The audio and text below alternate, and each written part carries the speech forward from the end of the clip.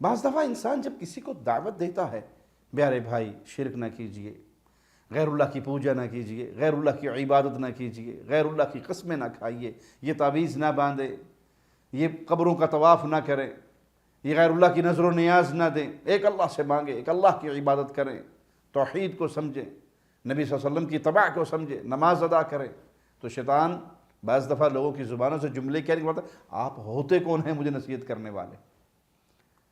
آپ کون ہوتے ہیں؟ میں جو مرضی کروں؟ مالک کا فرمان سنیے، الذین یبلغون رسالات اللہ ویخشونہ ولا یخشون احدا الا اللہ، وہ لوگ جو اللہ کے پیغام پہنچاتے ہیں اور اس سے ڈرتے ہیں، اللہ کے سوا کسی سے نہیں ڈرتے۔ یہ اللہ کا پیغام پہنچانے والا کون ہے؟ آپ کے لیے خیر اور بھلائی کی ایک آواز لے کر آنے والا اللہ کی طرف سے، اللہ کا بندہ ہے، اس کی دعوت پہ لبیک کہیں گے، توحید کو سیکھیں گے، آپ کا جنت کا راستہ سنور جائے گا، اور آپ رب کی توحید کو ٹھکرا کر شرک کی دلدلوں میں گر جائیں گے، بدعات کے رسیہ بن جائیں گے، تو جہنم کی دہکتی ہوئی آگ ٹھکانہ ہوگی۔ تو یہ کبھی زبان پر آپ کون ہوتے ہیں؟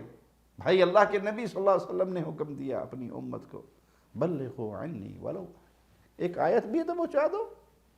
یہ کون ہے آپ کو نصیحت کرنے والا؟ یہ آپ کا خیر خواہ ہے، یہ آپ کی بھلائی چاہتا ہے۔ اگر کوئی انسان کسی کو نیکی کی دعوت دے، گناہ سے روکے، وہ گناہ کرنے والا یہ سوچے کہ اس کو کیا فائدہ ہے، یہ میرا ہمدرد ہے، میں گناہ سے بچوں گا تو جہنم سے بچوں گا۔